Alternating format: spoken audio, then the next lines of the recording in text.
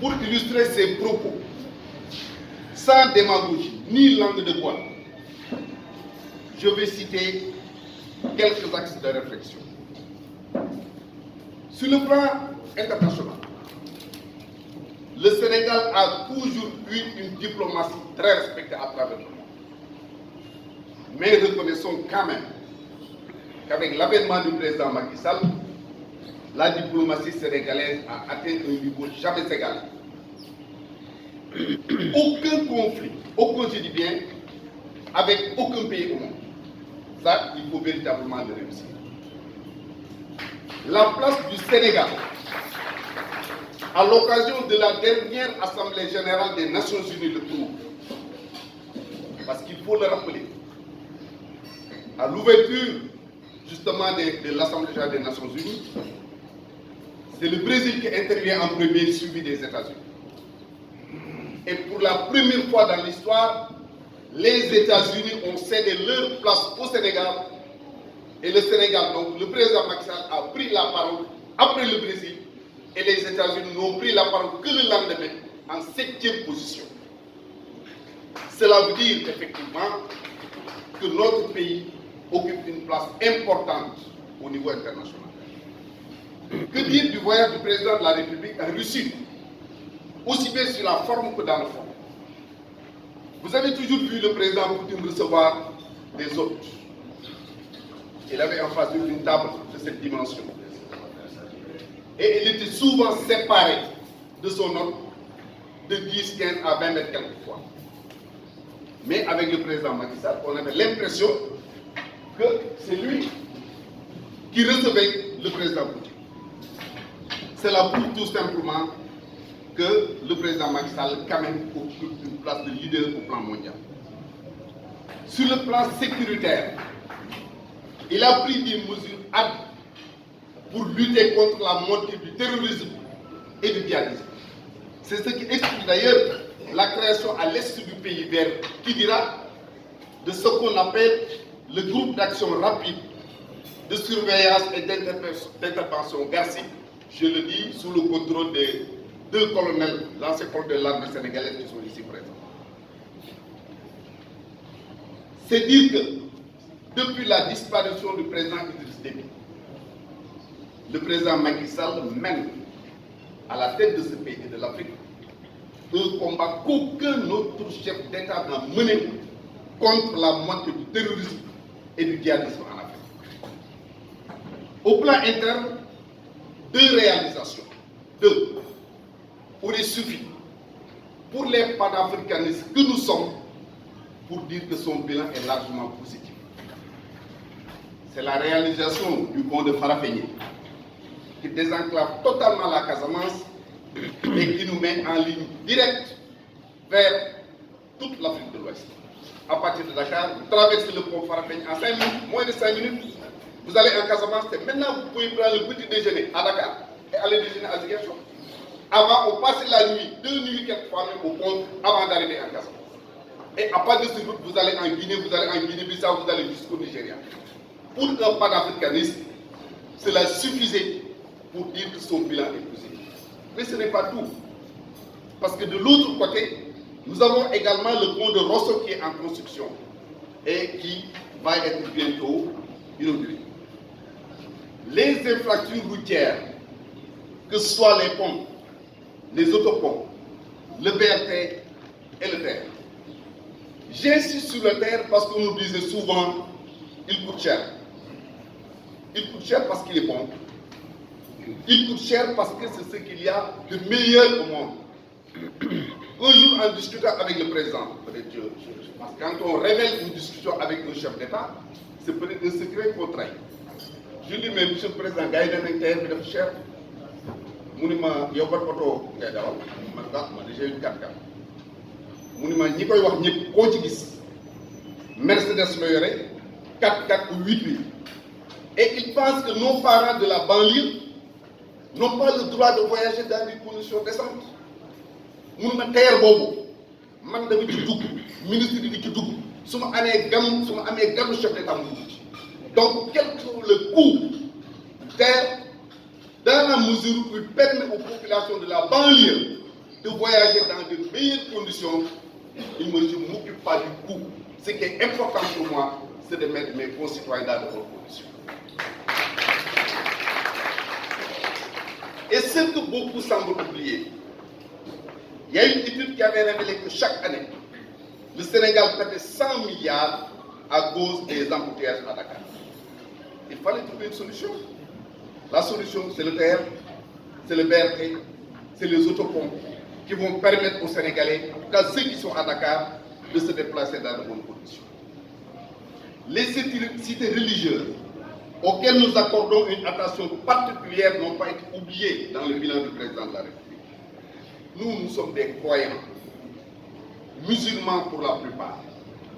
Ces confréries, fondées par El Hadj Omar Foutiyou Tall, Cheikh Ahmadou Bamba, El Hadj Malick Sy, Seydina Limamou Laye, Baye Niass, Amary Ndack Seck et tant d'autres, ñoom la ñu yaakaar ñu defaral ñu suñu àddina ëllëg ñu teg ñu ci yoon nga xam moo ñu dugal àjjana loolu la ñu gëm ku gëm leneen am nga droit gëm ñun ñi gëm loolu.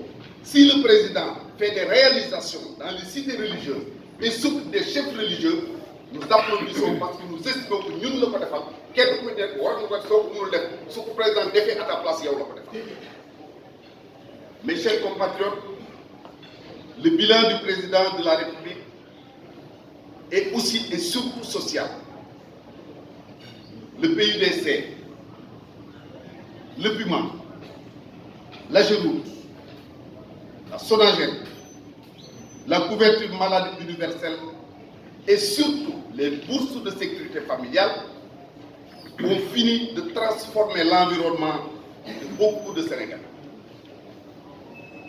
J'ouvre une parenthèse pour rendre hommage aux jeunes que nous voyons tout le temps dans les rues, nettoyer les rues de Dakar et des autres localités. Il fut quelque temps, aucun jeune, aujourd'hui, vous avez même des diplômés qui font ce travail.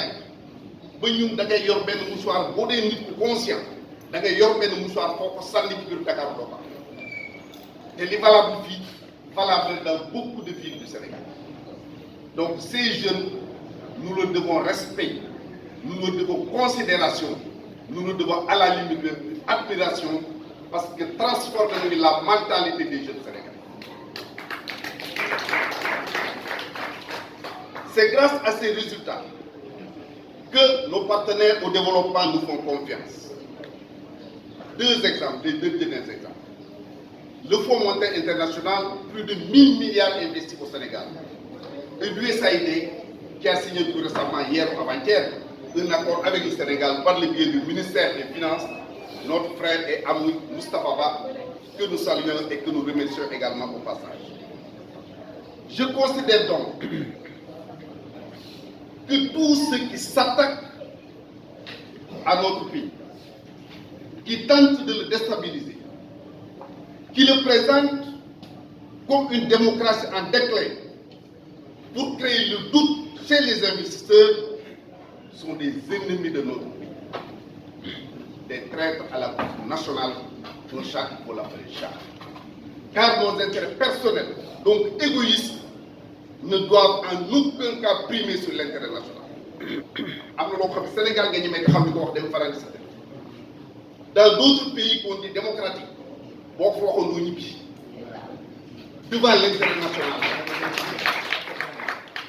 devant l'intérêt national, ben doomu Sénégal, ben doomu askan wi warul jéem a jël say intérêt di ko teg devant l'intérêt national.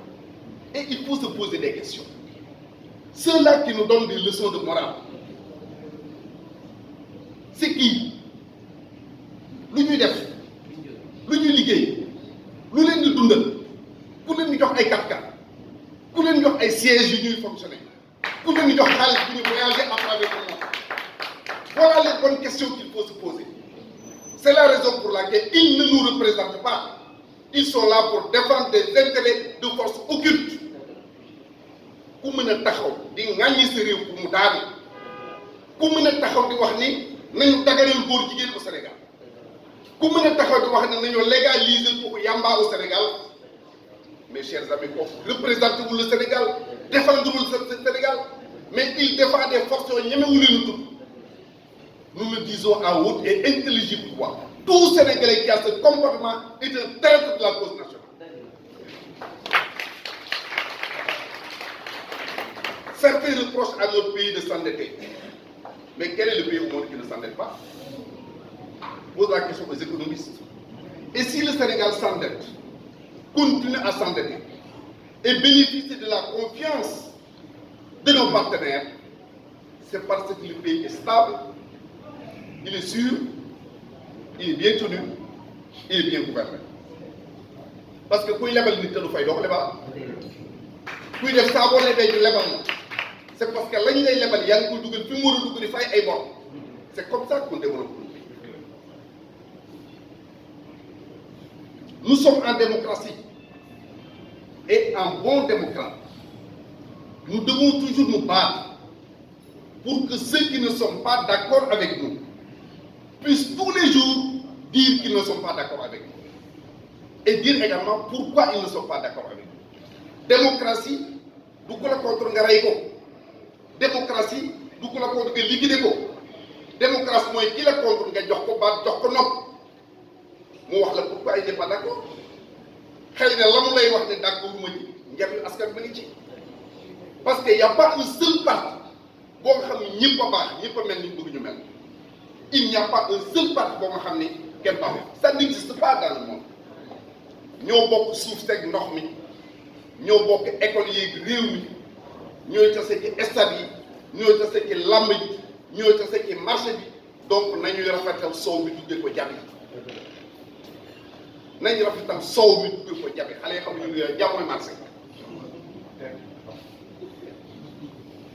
Mes chers compatriotes, malgré ce bilan élogieux, il reste beaucoup à faire pour atteindre ce que j'appelle le Sénégal de nos rêves. Pour atteindre ce Sénégal de nos rêves, nous pensons qu'il est indispensable de combattre l'impunité, de combattre l'indiscipline, de combattre le gaspillage et le mauvais comportement de chacun d'entre nous.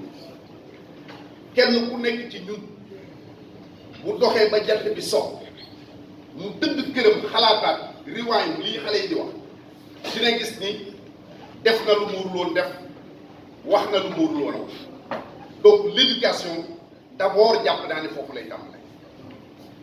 Quand je parle de gaspillage xam nga souvent booy waxee dañ naan la fii réew mi toll mais interrogeons-nous fan la réew mi toll ñu comprendre bu baax je n'ai jamais dit que Sénégal amul jafe-jafe na leer mais chaque année nañu lim koor korite tabaski tamxarit gàmmu màggal cant ceeb ngénte dëj dem màgg